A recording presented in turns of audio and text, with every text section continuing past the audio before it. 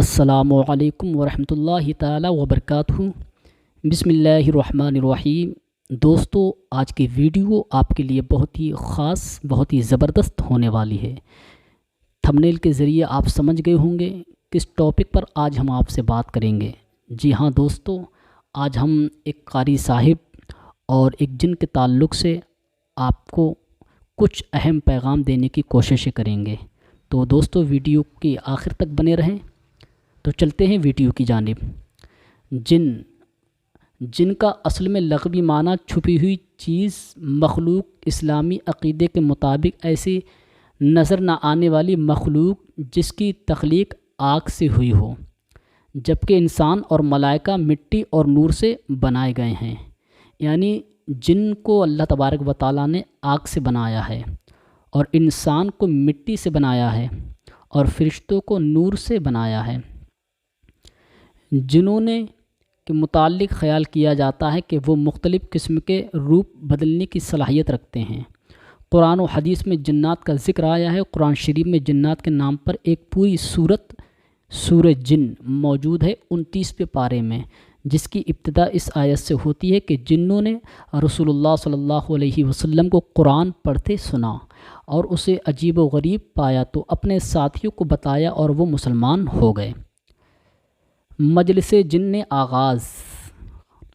ابلیس کے متعلق کہا جاتا ہے کہ وہ جنوں میں سے تھا، چنانچہ جب اسے حضرت آدم کو سجدہ کرنے کے لیے کہا گیا تو اس نے یہ کہتے ہوئے انکار کر دیا کہ میں آگ سے پیدا ہوا ہوں، اور آدم مٹی سے۔ بعض مفسرین کا کہنا ہے کہ ابلیس ناری ہے، مگر عبادت و ریاضت سے بلند مقام پر پہنچ گیا تھا اور فرشتوں میں شمار ہونے لگا تھا۔ ابن عباس فرماتے ہیں ابلیس فرشتوں کے اس قبیلے سے تعلق رکھتا تھا جسے جن کہا جاتا ہے۔ اس قبیلہ کے فرشتوں کو آگ کی گرم لو سے پیدا کیا گیا تھا۔ یہ لو شعلہ میں نظر نہیں آتی، صرف محسوس کی سکتی ہے، اور تمام حدت اسی میں ہوتی ہے۔ ابلیس کا نام حارث تھا اور یہ جنت کے پہرے داروں میں سے ایک پہرے دار تھا۔ اس کے علاوہ باقی تمام فرشتوں کو نور سے پیدا کیا۔ ایک اور جگہ فرمایا ابلیس فرشتوں کا سردار تھا اور اس کا قبیلہ ان سب معزز محترم تھا۔ اس کے علاوہ یہ بہشت کے باغات پر بھی نگران تھا۔ اسے آسمان، دنیا اور زمین کی بادشاہت بھی بخش دی گئی تھی۔ ابو مالک رحمۃ اللہ علیہ اور ابو صالح رحمۃ اللہ علیہ، ابن عباس اور مرہ حمدانی، ابن مسعود اور دیگر اصحاب رسول اللہ صلی اللہ علیہ وسلم سے نقل کرتے ہیں کہ انہوں نے فرمایا ابلیس کو آسمان دنیا پر مقرر کیا گیا تھا۔ اس کا تعلق فرشتوں کے اس گروہ سے تھا جس جن کہا جاتا ہے۔ ان کا نام جن اس لیے رکھا گیا تھا کہ یہ جنت کے محافظ و نگران تھے، اور ابلیس بھی اپنی بادشاہت کے ساتھ ساتھ محافظ و نگراں تھا، اور یہ بہت زیادہ عبادت گزار تھا۔ اسلام سے پہلے بھی عربوں میں جنوں کے تذکرے موجود تھے۔ اس زمانے میں سفر کرتے وقت جب رات آ جاتی تھی تو مسافر اپنے آپ کو جنوں کے سردار کے سپرد کر کے سو جاتے تھے۔ جنات نے دنیا میں فتنہ و فساد برپا کر رکھا تھا۔ قرآن مجید میں حضرت سلیمان کے متعلق بیان کیا گیا ہے کہ ان کی حکومت جنوں پر بھی تھی۔ حضرت سلیمان نے جو عبادت گاہیں ہیکل بنوائی تھی وہ جنوں نے ہی بنائی تھیں۔ تو آئیے دوستو، اب ہم بات کرتے ہیں ایک قاری صاحب اور جن کے تعلق سے۔ تو بہت تیزی کے ساتھ آپ بنے رہیں آخر تک ویڈیو کے۔ قاری صاحب اور جنات۔ ایک گاؤں میں ایک قاری صاحب تھے جو کہ قرآن کے حافظ تھے اور بہت دیندار تھے۔ ان کا نام قاری اسلم تھا۔ وہ بچپن میں اپنی نانی کے گھر رہتے۔ اس گاؤں کی سڑک کے دونوں طرف باغات تھے اور سڑک کی بھی کچی تھی۔ قاری صاحب ہر روز مغرب کے بعد شہر جایا کرتے تھے اپنے شاگردوں کو تعلیم دینے کے لیے۔ ایک دن ان کے ایک شاگرد نے قرآن کا مکمل حفظ کر لیا اور قاری صاحب کو اپنے گھر اسی شام دعوت پر لے گیا۔ قاری صاحب ہر روز مغرب کی نماز کے بعد چلے جاتے اور عشاء کی اذان سے پہلے واپس آتے تھے، مگر اس دن وہ اپنے شاگرد کے گھر چلے گئے۔ رات عشاء کی نماز وہیں ادا کی۔ جب وہ واپس آنے لگے تو تقریباً 10:30 پر رات کو گاؤں کی وہ سڑک بالکل سنسان ہوتی۔ قاری صاحب اپنے سائیکل پر آ رہے تھے کہ انہوں نے باغات میں جنات کی شادی کا منظر دیکھا۔ وہاں جنات کے گھر دیکھے جو کہ بہت پرانے انداز سے تعمیر کیے ہوئے تھے۔ قاری صاحب یہ دیکھ کر فوراً اپنی بائک سے نیچے اتر گئے، کیونکہ وہاں صرف اور صرف باغات ہوتے ہیں، وہاں تو کسی کا بھی گھر نہیں تھا۔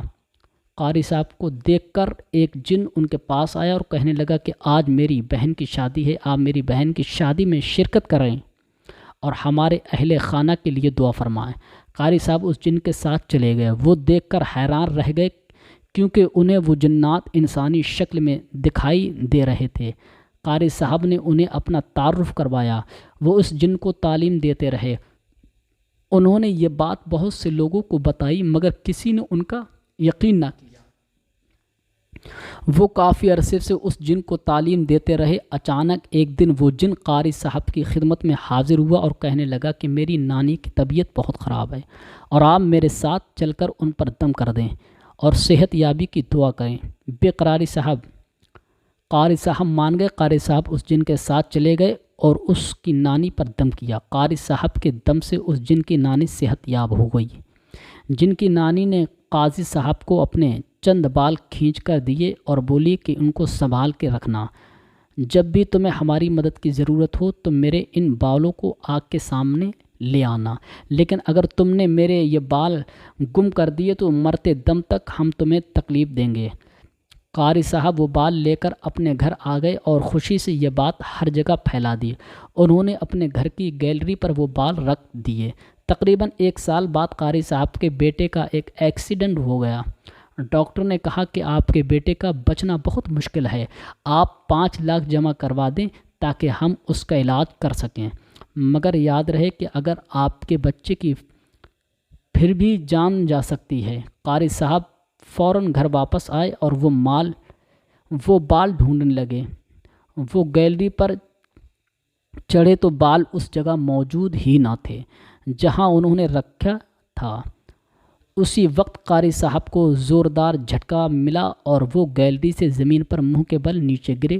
قاری صاحب بے ہوش ہو گئے، مگر جب انہوں نے ہوش آیا تو ان کا بیٹا اس دنیا سے جا چکا تھا۔ جنات نے انہیں بہت بری تکالیف پہنچائے اور انہیں پاگل بنا دیا۔